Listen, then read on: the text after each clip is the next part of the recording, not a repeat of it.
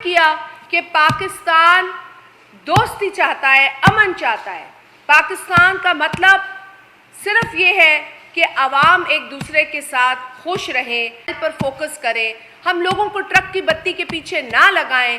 पाकिस्तान में भी मसाइल है और हिंदुस्तान में तो बहुत ज़्यादा मसाइल है, उनकी आबादी बहुत बड़ी है, उनके पास वो सारे मसाइल जो हमारे पास हैं वो डबल ट्रिपल हैं। गुर्बत है उनके पास बेरोज़गारी है, उनके अवाम से पूछें उनके क्या मसाइल हैं। उन्होंने तो यूएन में जाके ये भी बात की है कि उनके पास टॉयलेट्स भी पूरे नहीं हैं। तो जब आपके पास इतने सारे मसाइल हैं, आप क्यों अपनी आवाम को एक प्रोपेगेंडा दिखा रहे हैं, गलत प्रोपेगेंडा? क्योंकि आप अपने मामलात में फेल हो रहे हैं, क्योंकि आप आवाम को अब और कोई चूरन बेच नहीं सक रहे। तो जैसे बिलावल साहब ने कहा कि आप लोगों को ये तमाम जो गलत बातें हैं वो फीड कर रहे हैं। इसके अलावा जो भी उन्होंने फैसले किए, हमारी नेशनल सिक्योरिटी कमेटी का जो इजलास हुआ उसमें उसके बाद जो अहम फैसले सामने आए वो भी बहुत अहम थे और बहुत ज़रूरी थे। भारत को ये गलतफहमी नहीं होनी चाहिए कि पाकिस्तान चुप रहेगा और पाकिस्तान जो है, जो हमेशा अमन की बात करता है, वो आपकी अग्रेशन का जवाब नहीं देगा। वो बिल्कुल आपकी अग्रेशन का जवाब देगा, डंके की चोट पे देगा और अपने मुल्क और अपने अवाम के मुफाद में अगर हमें इंडियन अग्रेशन का जवाब अग्रेशन से देना होगा तो हम वो भी देंगे, हम वो देने की सलाहियत रखते हैं। अल्हम्दुलिल्लाह शहीद जुल्फ़िकार अली भुट्टो की जो जिद्दोजहद इस मुल्क को एक न्यूक्लियर मुल्क बनाने की थी, उसके पीछे कोई विजन था। शहीद भुट्टो को पता था कि किस किस्म की सोच है हमारी पड़ोसी की, उनको इदराक था इस बात का और इसीलिए वो हमेशा कहते थे कि यही उनकी जिद्दोजहद है, हमें घास भी खानी हो लेकिन हम अपना ये प्रोग्राम पूरा करेंगे। आज ये दिफा हमारे काम आती है और अगर भारत, ये मैं कहती हूँ, ये बचगाना, ये एक बहुत ही बेवकूफ़ाना रवैया मोदी सरकार की तरफ से हम देख रहे हैं। और फिर उनके जो तोते बिठाए हुए हैं टेलीविज़न के ऊपर, वो तोते रोज़ बोल रहे हैं, पिछले 2-4 दिनों से वो तोते ही हमें सुनाई दे रहे हैं। देखिए, हम हमेशा ये चाहते हैं, इंटरनेशनल कम्युनिटी में भी जाकर हमने बात की है, जब हमने मकबूजा जम्मू कश्मीर में हिंदुस्तान हुकूमत मोदी सरकार की तरफ से ढाए गए जुल्म सितम पर, बर्बरियत पर, जुल्म पर आवाज़ उठाई है, तो हमने हमेशा ये कहा है कि जी हम बहैसियत पाकिस्तानी सिर्फ नहीं कहते, हम ह्यूमन राइट्स के एंगल से कहते हैं कि मकबूजा जम्मू और कश्मीर के अंदर मोदी सरकार ने जुल्म की, बर्बरियत की तमाम हदें पार कर दी। तो जहां आप जुल्म कर रहे हैं, जहां आप लोगों को सरेआम शबो रोज़ उनके ऊपर पहाड़ तोड़ रहे हैं जुल्म के, आपको अपनी तमाम कारकर्दगी पर गौर करने की ज़रूरत है। कितने घर उजाड़े हैं आपने जम्मू और कश्मीर में? कितनी माँओं की गोद उजाड़ी है आपने? कितने जो तालिबे इल्म हैं उनको आपने बेगुनाह बेकसूर सज़ाएं दी हैं?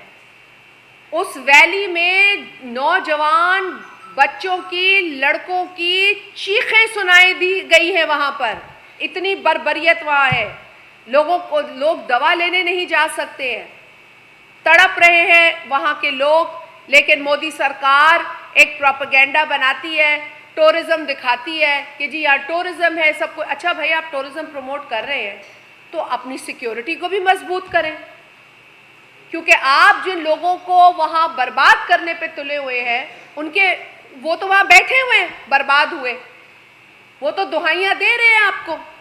7 लाख फौज मोदी सरकार ने मकबूजा जम्मू कश्मीर में बिठा रखी है। वो क्या चने खा रहे हैं? वो क्या कर रहे हैं? उन्होंने क्यों नहीं सिक्योरिटी को देखा? जब आप खुद इतना बड़ा सिक्योरिटी लैप्स आपका हुआ है तो एक सांस आपने ली नहीं है, आपने एक मिनट नहीं लगाया है, आपने पाकिस्तान को इल्ज़ाम देना शुरू कर दिया है। आपकी 7 लाख फौज क्या सिर्फ जम्मू और कश्मीर, मकबूजा जम्मू और कश्मीर की आवाम पे जुल्म ढाने के लिए बिठाई हुई है? आपने क्या वहाँ पे कोई सिक्योरिटी کہ جو آپ کے جو احسار ہیں، کیا ان کو آپ مضبوط نہیں کریں گے؟ مطلب ایک ایسا حساس علاقہ جہاں مائیں رو رہی ہیں، بچے تڑپ رہے ہیں، بزرگ دہائیاں دے رہے ہیں، وہاں پر آپ کی 7 لاکھ کی فوج کر کیا رہی ہے؟ تو آپ تو ہمیں یہ والی دھمکیاں جو گیدڑ بھبکیاں ہیں وہ نہ لگائیں، مودی سرکار ہمیں تو نہ لگائے، جائے آڈٹ کرے اپنی 7 لاکھ کی فوج کا جو بٹھائی ہوئی ہے مقبوضہ کشمیر میں، جائے پوچھے ان سے کیا کر رہے ہیں، کیونکہ کبھی کبھار تو ہم یہ ریلیں دیکھتے ہیں کہ ان کے سپاہیوں کو کھانا پورا نہیں ملتا، تو شاید کوئی خوراک کی کمی ہو، تو اپنی خوراک کی کمی پہ غور کریں، اپنے مسائل پر غور کریں، اپنی کوتاہیاں، اپنی کمزوریاں، جس طرح بلاول صاحب نے کہا، چھپانے کے لیے پاکستان پر مودی سرکار نے الزام لگایا۔ حقیقت تو یہ ہے کہ پاکستان نے ابھی اپریل کے مہینے میں، یہ اپریل ہی چل رہا ہے، اسی مہینے میں سکھ یاتریوں کی جو اس وقت ایک تعداد آئی تھی، غالباً 6500 سے زائد سکھ یاتری پاکستان آئے، اور ایک بہترین، میں سمجھتی ہوں کہ ان کا تجربہ رہا، ان کے ساتھ پاکستانی عوام گھل مل گئی، پاکستان کے لوگوں نے انہیں پیار دیا، انہوں نے پیار بٹورا، وہ تمام چیزیں سوشل میڈیا پر وائرل ہوئی۔ مجھے نہیں پتا کہ بھارت کے مین سٹریم جو طوطا میڈیا ہے اس نے وہ چلایا یا نہیں چلایا، لیکن یہ تمام چیزیں ہم نے دیکھیں، یہ بڑے خوش آئند نظارے تھے، اور وہ ایک کامیاب یاتریوں کی جب ٹرپ ختم ہوئی اس کے بعد آپ نے دیکھا کہ پتہ نہیں یہ چیز نہیں ہضم ہوتی لوگوں کو کہ پاکستان جو ہے وہ ہمیشہ امن کی بات کرتا ہے، اور اس طرح کے الزامات لگا کر میں سمجھتی ہوں کہ مودی سرکار صرف اور صرف اپنی نااہلی کو چھپانے کی کوشش کر رہی ہے۔ اس کے علاوہ جو اہم ترین بات ان کے اعلانات میں تھی وہ سندھ طاس معاہدے کو لے کر تھی، جس پہ چیئرمین بلاول بھٹو زرداری صاحب نے بھی بات کی، کل جلسے میں بھی کی، اور جب وزیر اعظم صاحب کے ساتھ چیئرمین صاحب کی میٹنگ ہوئی جس میں میں بھی شامل تھی، ہمارے دیگر کولیگز بھی تھے، اس میں بھی ہم نے یہ بات کی، انہوں نے ہمیں نیشنل سیکیورٹی کمیٹی کے حوالے سے بتایا، اور اپنی جانب سے جو اقدامات ہیں جن کا اعلان کیا گیا وہ بھی انہیں ہمارے ساتھ شیئر کیے۔